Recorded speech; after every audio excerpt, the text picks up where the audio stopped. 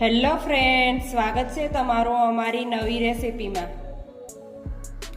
તો આજે આપણે બનાવીશું રેમ્બો પૂરી। તો સૌથી પહેલા પાલકને અહીંયા ધોઈ લેશું। કઢાઈમાં થોડું પાણી એડ કરીને પાલકને બોઇલ કરી લેશું।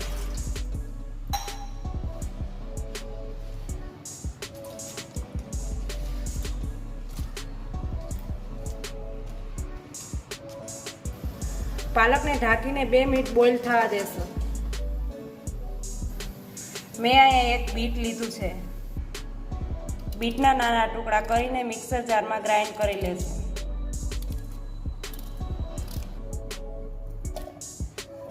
બીટને ગ્રાઇન્ડ કર્યા પછી તેને એક જારીની મદદથી આ રીતે ગાળી લેશું।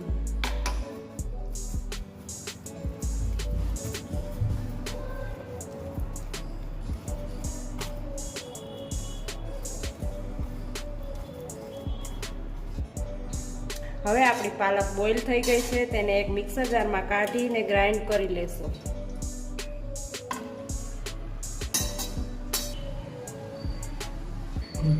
પાલકની પ્યુરીને એક બાઉલમાં કાઢી લેશું।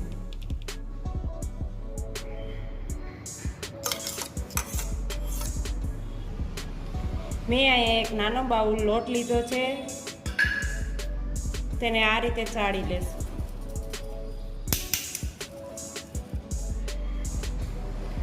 તેમાં સ્વાદ પ્રમાણે મીઠું એડ કરીશું।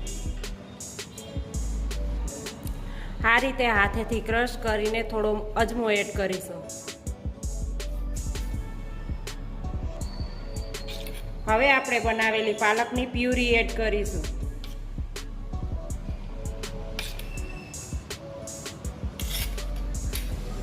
હવે આ રીતે લોટ બાંધતા જશું।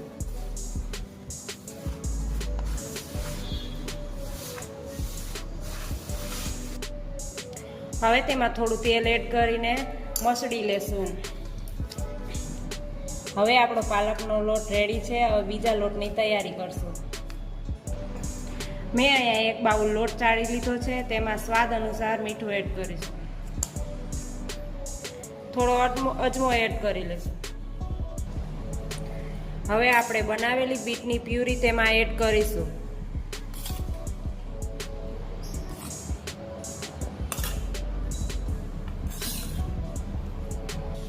મેં આ રીતે લોટને બાંધી લીધો છે।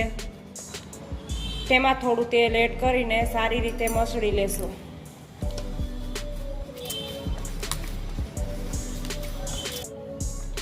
આ રીતે બીટનો લોટ તૈયાર થઈ ગયો છે। હવે આપણે બીજા લોટની તૈયારી કરશું। મેં અહીં લોટ ચાળી લીધો છે, તેમાં સ્વાદ અનુસાર મીઠું એડ કરીશું। અડધી ચમચી હળદર એડ કરીશું।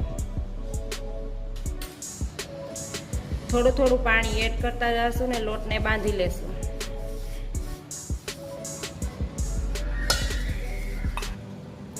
મેં આ રીતે બધા લોટને તૈયાર કરી લીધા છે। આ રીતે એક એક રોટલી વણી લેશું। આ રીતે મોટી એક એક રોટલી વણી લેશું।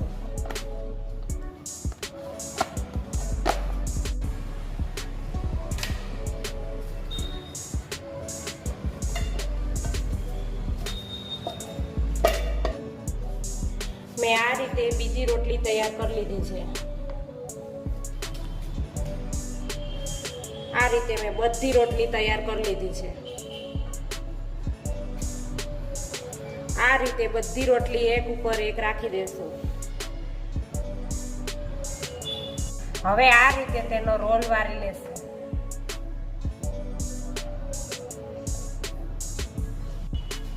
હવે આ રીતે તેના નાના નાના પીસ કરી લેશું।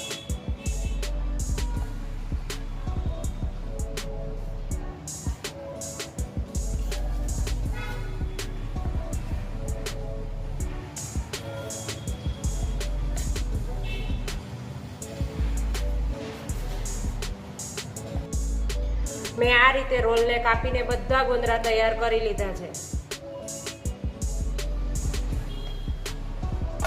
હવે આ રીતે બધી પૂરી વણી લેશું।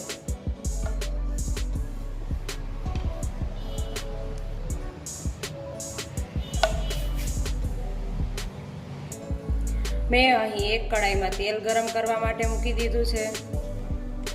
તેલ ગરમ થઈ જવા આવ્યું છે, તેને ચેક કરી લેશું.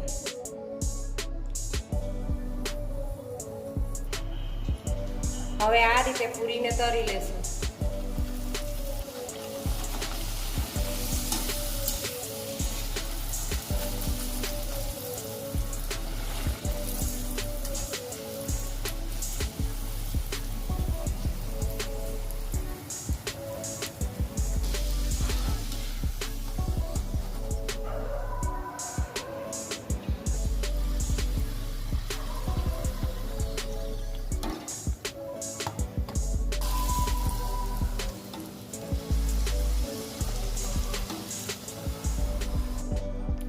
મેં આ રીતે બધી પૂરી તળી લીધી છે.